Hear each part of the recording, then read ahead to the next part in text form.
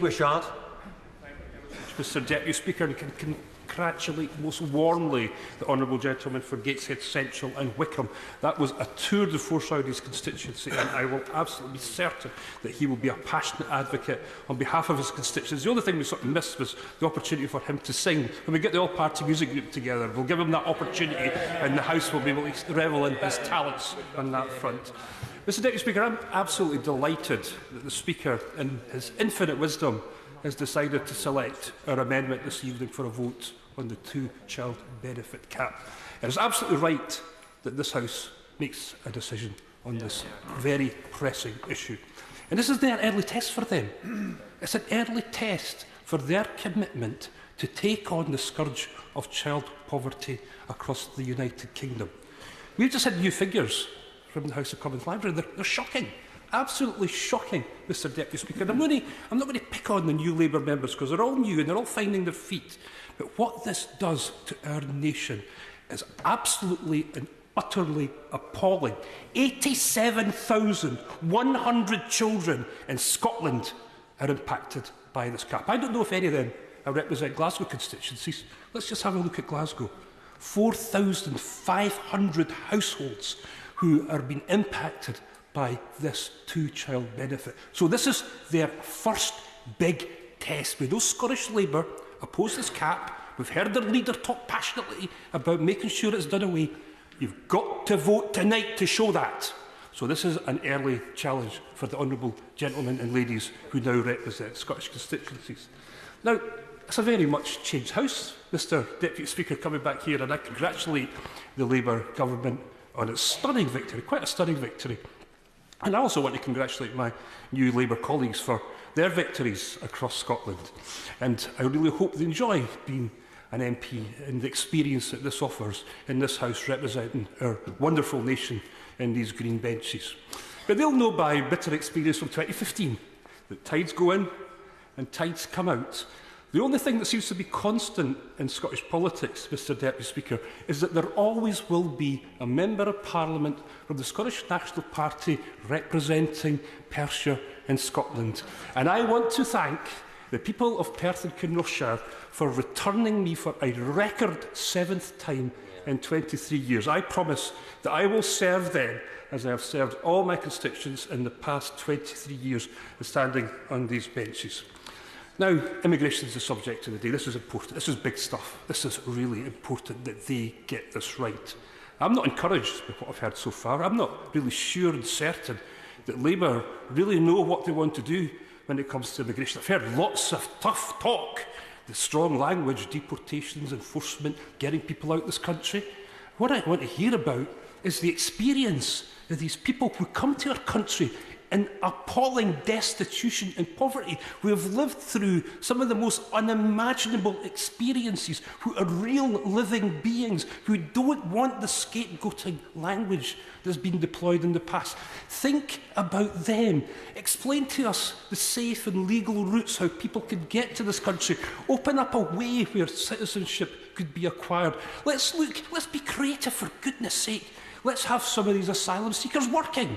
Why is it right that they have been left unattended for so long? Surely a new Labour government could start to get into that sort of territory.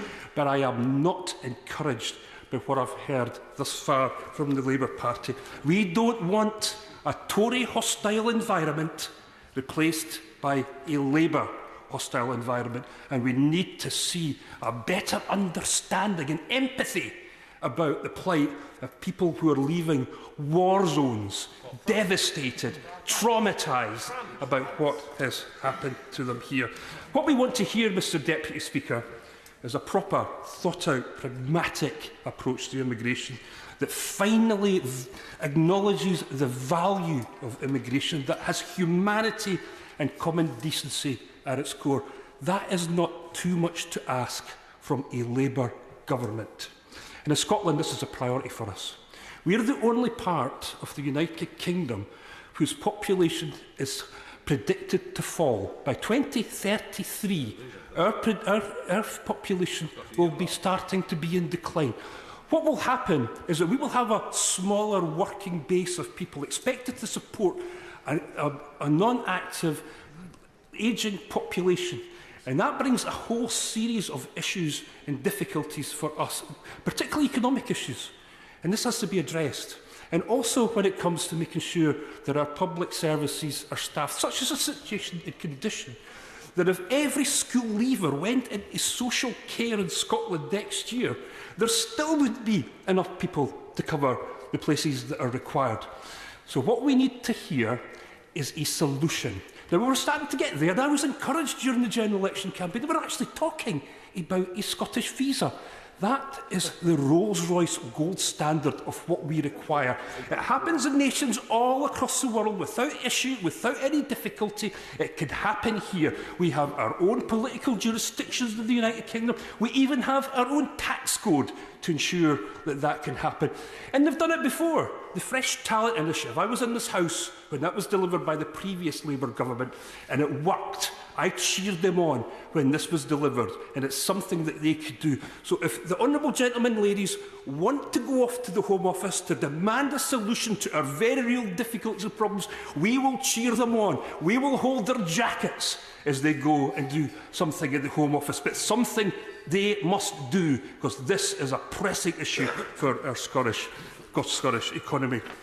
And I just want to say ever so gently to the Conservative Party, for the last couple of years we've had such a degree of rubbish by them.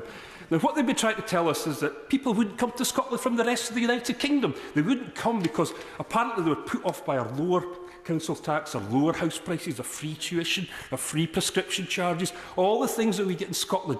But the thing that they said most about all was because we'd asked people to pay just a few more pounds in income tax, they wouldn't come to Scotland. Well, that fox is well and truly shot, as the national records from Scotland have shown. There is net migration into Scotland, more than people who are leaving. So let's not hear any more about that rubbish. But I'll end, Mr Deputy Speaker, with a plea to my colleagues. We want to work with them. We want to ensure that we get the Scottish solutions to Scottish problems. And it's now up to them. They have the power.